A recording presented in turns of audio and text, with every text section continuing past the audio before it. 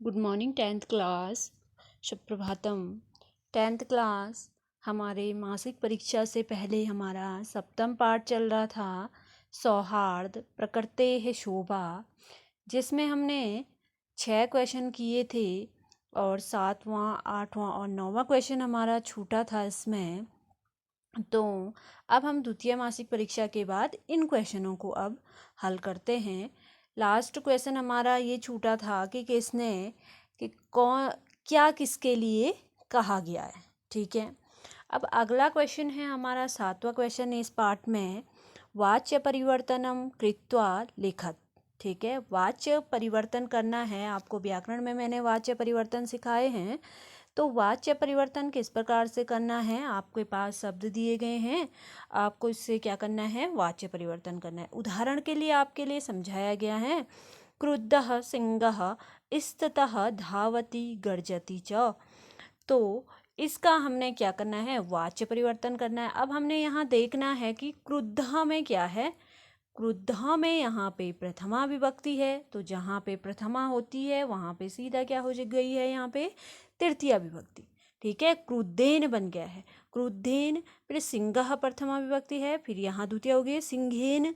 ठीक है, स्थितः धाव्यते, धावती को क्या बन गया है, धाव्यते।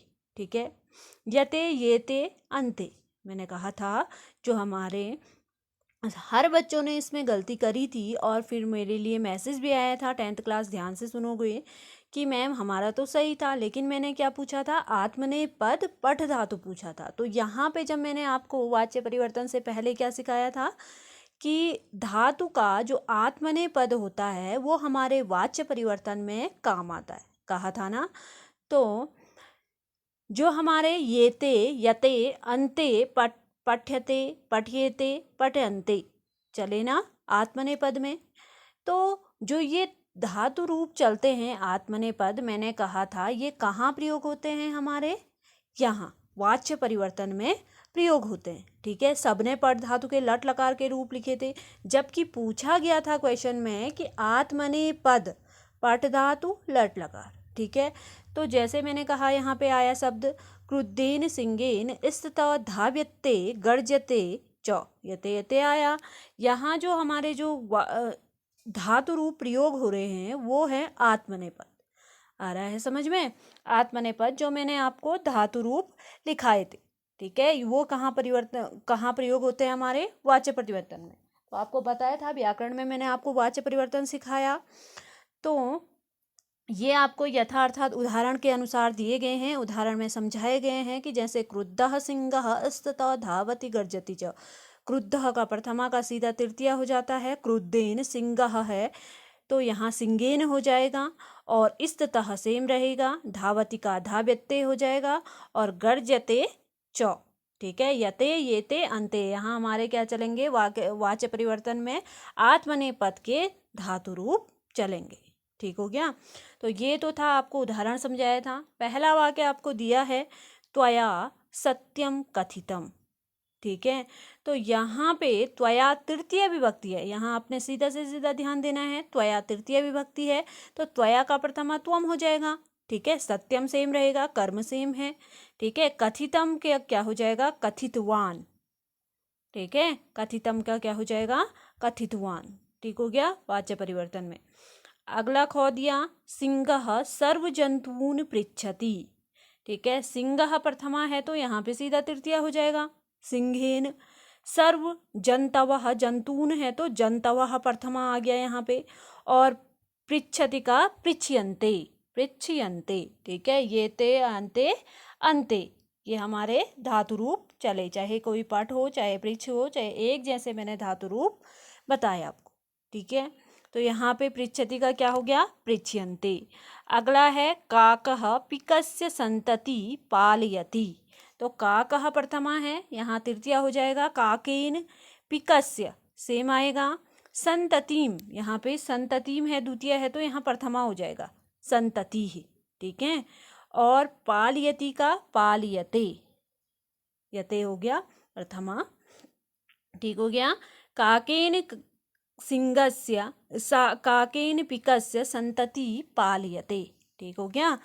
अगला शब्द है इसमें मयूरः विधात्रा एव पक्षिराजः वनराजः वा कृतः। ठीक है, तो मयूरः यहाँ हमारा क्या है देखना है। तो यहाँ मयूरः आया है तो यहाँ क्या हो जाएगा, कर्म आ जाएगा यहाँ पे।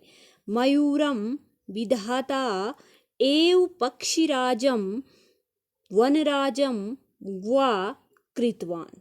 ठीक है, यहाँ पे कृतवान हो गया। कृतः का करने के अर्थ में क्या हो जाता है, करने हो, कहना हो, कथितवान, कृतवान। ठीक है, तो यहाँ पे क्या हो गया, कृतवान। ठीक है, मयूरम, यहाँ पे मयूरः था प्रथमा तो यहाँ द्वितीय हो गया। मयूरम विधाता एव पक्षिराजम, पक्षिराजा प्रथमा था, वनराजा प्रथमा था, तो यहाँ पे पक्षिराजम द्वितीय, वनराजम व कृतवान। ठीक हो गया। अगला है सर्वे खगेय को अपि खग एव वनराजः कर्तुम मिष्यते। ठीक है, सर्वे, तो यहाँ पे सर्वे खगा सेम आएगा, खगई का खगा बन जाएगा, प्रथमा बन गया। को अपि खगः, फिर खगम बन जाएगा द्वितीय। ठीक है, एव वनराजः प्रथमा था तो यहाँ द्वितीय बन जाएगा, वनराजम कर्तुम। ठीक है, कर्तुमेष्यते स्मः, यहाँ बन जाएगा कर्तुम। ठीक हो गया। अगला है सर्वे मिलित्वा प्रकृति सौंदर्याय प्रयत्नं कुर्वन्तु। तो सर्वे मिलित्वा प्रकृति सौंदर्याय प्रयत्नः क्रियताम। ठीक है, कुर्वन्तु की क्या हो जाएगा, क्रियताम। जैसे यहाँ कर्तुम एष्यति स्मः, कर्तुम एष्यति स्मः। ठीक हो गया। तो यहाँ नीचे हो गया सर्वे मिलित्वा प्रकृति सौंदर्याय प्रयत्नं कुर्वन्तु, सर्वे मिलित्वा प्रकृति सौंदर्याय प्रयत्नं क्रियताम। ठीक है, कुर्वन्तु का क्या बन जाएगा, क्रियताम। ठीक हो गया। कभी कभी पूछ देता है, ऐसे वाक्य भी आ जाते हैं हमारे वाच्य परिवर्तन में। अभी आपको अगर मैंने व्याकरण में, इसीलिए मैंने पहले वाच्य परिवर्तन आपको समझाए थे, आपने ध्यान से वीडियो सुननी होगी तो यहाँ आपको समझ में आ जाएगा। नहीं आएगा तो स्कूल खुलने पे आपको वाच्य परिवर्तन दोबारा से समझाया जाएगा। ठीक है, अगला क्वेश्चन है इसमें समास विग्रहम समस्त पदम वा लिखत। समास विग्रह है तो समस्त पद बनाना है और जहाँ पे समस्त पद है उसका विग्रह करना है। जैसे यहाँ पहला कौ दिया है तुच्छ जीवई। ठीक है, तो तुच्छ जीवय का समास विग्रह हो जाएगा तुच्छई चौ अमी भी जीवई। ठीक है, तुच्छई चौ अमी भी जीवई। ठीक हो गया। खौ है वृक्षोपरि, वृक्षस्य ऊपरी, वृक्ष के ऊपर, वृक्षस्य ऊपरी, समास विग्रह। अगला समास विग्रह करके दिया है आपको पक्षिणा सम्राट। ठीक है, तो यहाँ पे एक पद में बनेगा, समस्त पद बन जाएगा पक्षी सम्राट।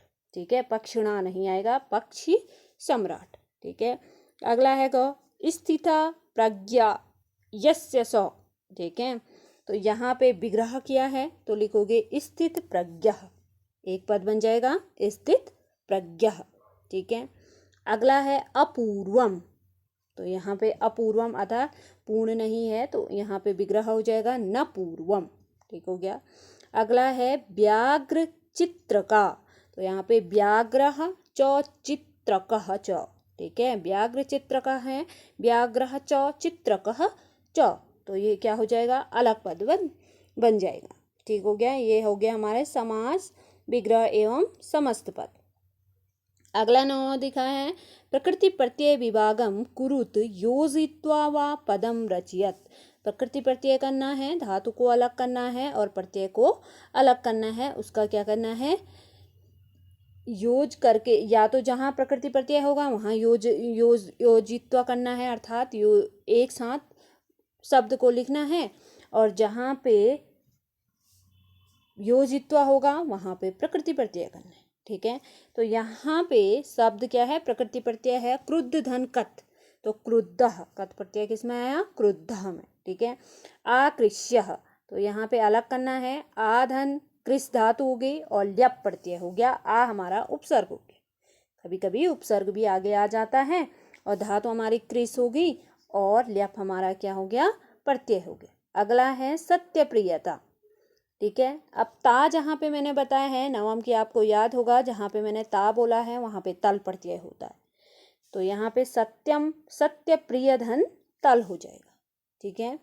अगला है गौ पराक्रमी। पराक्रम धन इनि धन इन, या तो इनि भी हो सकता है प्रत्यय इसमें और इन दोनों प्रत्यय आ सकते हैं पराक्रमी में, ठीक है। इन भी हो सकता है और इनि दो प्रत्यय भी आ सकते हैं, दोनों सही है, ठीक है। अगला है कूर्दधन कत्वा। कूर्दित्वा त्वा प्रत्यय है, कूर्दित्वा, ठीक है, कूदने के अर्थ में। श्रवणन श्रवण, ठीक है। श्रुधन श्रित, वन जहाँ पे अन जहाँ पे शेष रहता है वहाँ पे श्रित प्रत्यय होता है। ध्यान से ना 10th क्लास आप लोग काम नहीं करते हो, इसलिए मासिक परीक्षा में बहुत कम नंबर लेके आए हो। इसका मतलब आपको वीडियो रोज़ पहुँचती है, आप उसको पढ़ने का अभ्यास नहीं करते हैं, ये ऐसा मुझे लगता है, इसलिए आप नंबर नहीं ले पाए हो, बहुत कम नंबर लाते हो। क्यों? आपका बोर्ड है और आपको ये ऐसा सब्जेक्ट क्या है, इसमें तो आपको याद करना है, समझना है और याद करना है ना। तो आप लोगों को पढ़ना है, ध्यान देना है, वीडियो को सुननी है और काम जो मिल रहा है उसको हमेशा करना है, इसलिए आप याद भी कर पाओगे, है ना। तो आज के लिए हमारा जो सप्तम पाठ था वो क्या हो गया है, समाप्त तो हो गया है। आप धीरे धीरे पाठों को पढ़ने का अभ्यास करोगे और क्वेश्चन आंसर को याद करने का अभ्यास करोगे 10th क्लास।